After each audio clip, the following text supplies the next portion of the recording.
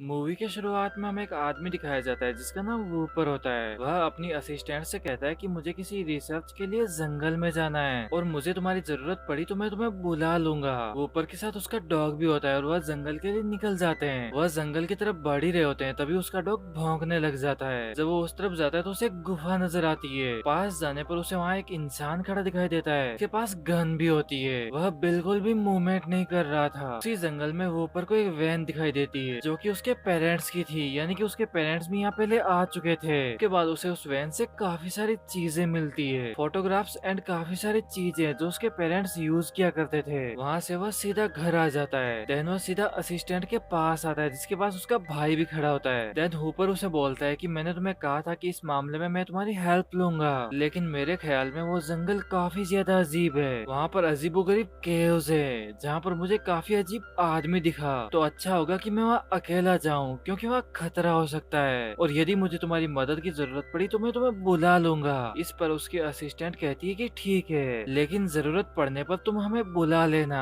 मैंने भी सुना है कि वह जंगल काफी अजीब है। और हम देखते हैं कि हॉपर दोबारा से उस जंगल में पहुंच जाता है और अब रात हो चुकी थी, तो हॉपर अपनी टॉर्च ऑन करके उस केव की तरफ वापिस जाता है। तो वह देखता है कि वह आदमी अभी भी वहाँ उसी पोजीशन में खड़ा था। वो बिल्कुल भी मूव नहीं कर रहा था। तो हॉपर इस सोच में पड़ जाता है कि ऐसी क्या चीज है कि यह आदमी उसे देख रहा है लगातार, लेकिन इससे पहले वह सेफ्टी के लिए एक बड़े से पत्थर पर रस्सी बांध देता है ताकि यदि कोई प्रॉब्लम हो गई तो मैं इसे पकड़कर वापस भाग सकूं। देन वह अपनी टॉर्च लिए और अपने सामान के साथ उस केव में जाने लगता है। वह जैसे ही केव के अंदर एंटर करता है तो उसे फील होता है कि सामने कोई इनविजिबल वॉल है, कोई दीवार है। देन वह उसे हाथ लगाता हुआ उसे क्रॉस कर जाता है। वह जैसे ही उसे क्रॉस करता है तो उसे दिखाई देता है कि वह आदमी वह चलने लगता है। यह देखकर हॉपर काफी हैरान होता है, लेकिन अभी भी उसे जानने की इच्छा हो रही थी कि आगे ऐसा क्या हो सकता है। गाइस, इस बात को 2 दिन गुजर जाते हैं और हॉपर अपने घर नहीं आया था, तो उसकी असिस्टेंट इसके लिए काफी परेशान हो रही होती है। जो लड़का उसके साथ था वह इसका भाई होता है, तो वह अपनी बहन से कहता है कि तुम परेशान मत हो। देन वह प्रोफेसर की फ्रेंड को कॉल करते हैं और वह अपनी सिस्टर से कहता है कि सब ठीक हो जाएगा, प्रोफेसर मिल जाएंगे। तो उसकी छोटी बहन और उसका क्लासमेट भी उनके साथ चल पड़ते हैं। वह अपनी गाड़ी को तैयार कर रहे थे ताकि वह जंगल में जा सके। इस गाड़ी में 5 लोग सवार थे, प्रोफेसर हॉपर की असिस्टेंट, उनका भाई और प्रोफेसर हॉपर की फ्रेंड और उसकी छोटी बहन और उसका वो छोटा सा क्लासमेट। दरअसल इन्होंने किसी को नहीं बताया होता कि वह कहाँ जा रहे हैं। और फाइनली यह लोग जंगल में पहुंच जाते हैं। वहाँ जाकर वह देखते हैं कि प्रोफेसर की गाड़ी खड़ी है और उसी के पास एक वैन खड़ी है जो कि प्रोफेसर के पेरेंट्स की थी। उस वैन में कुछ फोटोग्राफ्स थे। तब उन्हें पता चलता है कि प्रोफेसर यहाँ अपने पेरेंट्स खोज करने आए थे, उनका पता लगाने आए थे। वह धीरे धीरे उस जंगल को देखने के लिए आगे बढ़ रहे होते हैं, लेकिन तभी उन्हें वह केव नजर आती है और उन्हें वो रस्सी भी नजर आती है जिसे कि प्रोफेसर ने लगाई थी। कई दिन गुजरने की वजह से वह रस्सी कमजोर हो चुकी थी। वह सारे उस केव के अंदर देखते हैं जो वहाँ खाई होती है। देन वह उस छोटे से क्लासमेट को कहते हैं कि आप बाहर रुको और अपने पास वॉकी टॉकी रखो और हम चारों लोग अंदर जाते हैं, और यदि हमें अंदर प्रॉब्लम हुई, हमें आपकी जरूरत पड़ी, तो हम इसके जरिए आपको बता देंगे। और इसके बाद वह चारों खुद को रस्सी से बांधकर उस खाई में जाने लगते हैं। देन वो सारे लोग उस इनविजिबल वॉल को फील करते हैं। देन हम प्रोफेसर हॉपर को देखते हैं जो कि अंदर से फील कर रहे थे कि बाहर से लाइट ब्लिंक कर रही है। तो हमें यह बात यहाँ पता चलती है कि जो इंसान इस केव के अंदर होता है उसके मुताबिक तो टाइम सही चल रहा होता है, और जो केव से बाहर होता है उसके मुताबिक केव के अंदर का टाइम काफी स्लो होता है, और जो केव के अंदर होता है उसके मुताबिक बाहर का टाइम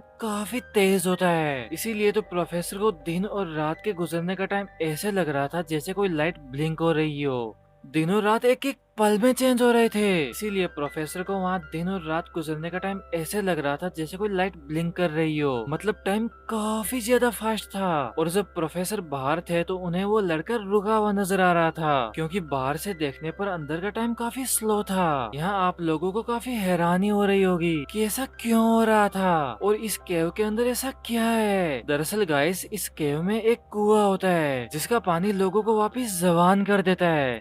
उसको वापस हील कर देता है। दूसरी तरफ हम उन चारों को देखते हैं जो कि केव में आ चुके थे और आगे बढ़ रहे थे। तभी उन्हें वॉकी टॉकी से कोई आवाज आती है जो कि उसके क्लासमेट की थी। वह बोल रहा था कि आई नीड हेल्प, मुझे आपकी मदद की जरूरत है। लेकिन जब भी वह उस तरफ जाते तो उन्हें दिखाई देता है कि वह क्लासमेट मर चुका है, उसकी डेड बॉडी पड़ी थी। ये लोग काफी हैरान हो रहे होते हैं कि हम अभी अभी तो केव के अंदर आए थे, तो ये कैसे मर गया। फिर उन्हें भी इस राज का पता चल जाता है कि बेशक हम तो अभी केव के अंदर आए हैं, लेकिन बाहर काफी ज्यादा टाइम गुजर चुका था, क्योंकि केव के अंदर से बाहर का टाइम काफी फास्ट चल रहा था। दरअसल यहाँ 4 दिन गुजर चुके थे और वो लड़का इनका वेट करते करते परेशान हो चुका था और वो केव के अंदर आ रहा था तो वह वहाँ से गिर गया और गिरने की वजह से उसकी मौत हो गई। यह जानने के बाद ये सारे लोग काफी दुखी हो जाते हैं। देन प्रोफेसर हॉकर की असिस्टेंट कहती है कि हमें जल्दी से बाहर निकलना होगा, यदि हम बाहर नहीं गए तो हम मारे जाएंगे। देन उसे एक सीक्रेट रास्ता नजर आता है जिसके जरिए वह ऊपर आती है और जब वह सीक्रेट रास्ते से बाहर जाती तो वह देखती है कि बाहर की दुनिया चेंज हो चुकी है। जहाँ पहले जंगल हुआ करता था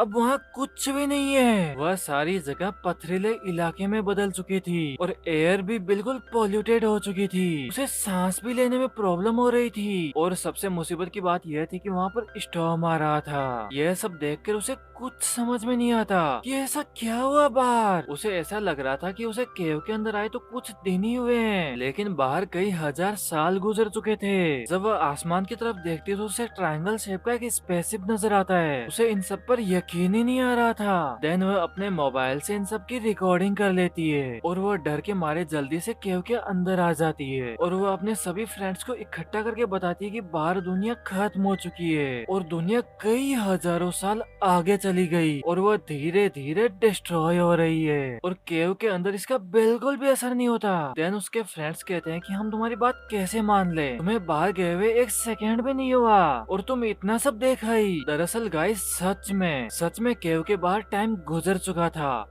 बट केव के अंदर का वातावरण और वहाँ का पानी ऐसा था जो कि इंसान को जवान बनाए रखता है, उन्हें मरने नहीं देता। देन वो सारे फ्रेंड्स उसे बोलते हैं कि तुम ऐसे टाइम में हमसे झूठ ना बोलो। देन वो कहती है कि मैं झूठ क्यों बोलूंगी। देन वो अपना मोबाइल उसकी तरफ फेंकती है और बोलते है कि तुम ये वीडियो देख लो। जैसे ही वहाँ उन लोगों को वीडियो दिखाती है जिसमें सब कुछ डिस्ट्रॉय हो चुका था और वह जंगल पथरीले इलाके में बदल चुका था, तो उसके साथी भी काफी डर जाते हैं और प्लान करते हैं कि आगे क्या किया जाए, क्योंकि पूरी दुनिया तो तबाह हो गई थी और वो अपनी सारी जिंदगी इस केव के अंदर तो नहीं गुजार सकते। अब ये चारों काफी परेशान हो रहे होते हैं। तभी केव के अंदर एक सीढ़ी आती है जो कि काफी एडवांस लग रही थी और उसमें से एक आदमी होता हुआ नीचे आता है जिसने की रोबोटिक ड्रेस पहना था। वह अंदर से तो इंसान ही था बट दुनिया काफी एडवांस हो चुकी थी। वह चारों इनसे डरने लगते हैं, लेकिन वह बोलता है कि मैं एक इंसान ही हूँ, लेकिन हम लोग काफी डेवलप कर चुके हैं। लेकिन तभी वहाँ पर कुछ वाइल्ड लोग आ जाते हैं। दरअसल कई हजार साल पहले ये लोग खाने की तलाश में आए थे और इसी केव में फंस गए। वह उस आदमी को खतरा समझकर उसे मार डालते हैं। यह चारों काफी डरे हुए थे और केव में आगे बढ़ने लगते हैं। देन वो देखते हैं कि प्रोफेसर हॉपर के पेरेंट्स भी वहीं पे है। वह इस बात को समझ जाते हैं कि ये लोग केव में फंस चुके थे और जंगली लोगों ने इन्हें मार डाला था, बट उनकी बॉडी खराब नहीं होती। जैसा कि आप लोग जानते हैं कि केव का वातावरण ही ऐसा है कि यहाँ पर कोई चीज खराब नहीं होती। देन वो जंगली लोग इन्हें देखते हैं तो वह प्रोफेसर हॉपर के भाई को मार डालते हैं, लेकिन फ्यूचर से आया हुआ वह लड़का वापिस आ जाता है जो कि मरा नहीं था, जिंदा था। देन वो सारे लोग प्रोफेसर के भाई को पानी में डाल देते हैं। जी हाँ गाइस, ये वही पानी था जो कि इंसान को जवान रखता था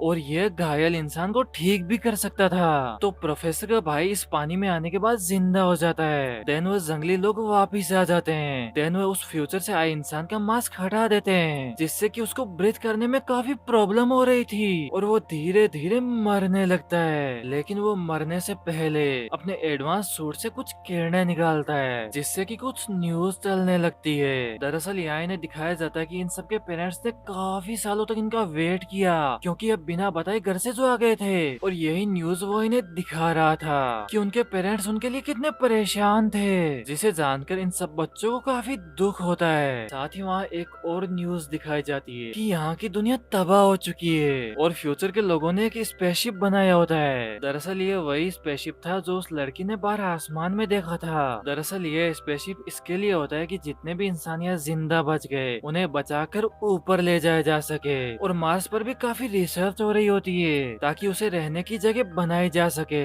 प्रोफेसर के भाई को यहाँ कुछ फील होता है। देन वो आगे बढ़कर देखते हैं तो उसे प्रोफेसर दिखाई देते हैं जो कि वहीं गिरे हुए होते हैं और उनके आगे ही एक और इनविजिबल वॉल होती है और उस वॉल के अंदर का टाइम काफी ज्यादा स्लो था। ऐसे लग रहा था कि वहाँ लोग बिल्कुल स्टैचू बन चुके हैं, एक जगह ठहर चुके हैं। देन वो सारी चीजें देखकर काफी हैरान होता है और सबसे बड़ी बात कि फाउंटेन ऑफ यूथ यानी कि वह पानी वह इसी के अंदर था जिससे कि इंसान जिंदा होता है, जिससे उनकी हीलिंग होती है। तभी तो इनका टाइम काफी स्लो था जो कि गाइस अंदर से काफी फास्ट था। तभी प्रोफेसर के भाई को वहाँ देखने की क्यूरियोसिटी होती है कि अंदर ऐसा क्या चल रहा है। वह उस वॉल को क्रॉस करने ही वाला होता है तो प्रोफेसर उसे रोक लेते हैं और उसे कहते हैं कि इसके अंदर मत जाना वरना तुम मारे जाओगे। देन वो फ्यूचर से आया हुआ इंसान मर जाता है क्योंकि इससे यहाँ की एयर सहन नहीं होती और वह उन्हें बता चुका था कि तुम भी मारे जाओगे, जितना जल्दी हो सके यहाँ से निकल जाओ। और अब उन लोगों के पास काफी कम टाइम था। यहाँ प्रोफेसर काफी जख्मी हो चुके थे तो वह उन सबसे कहते कि तुम लोग जाओ,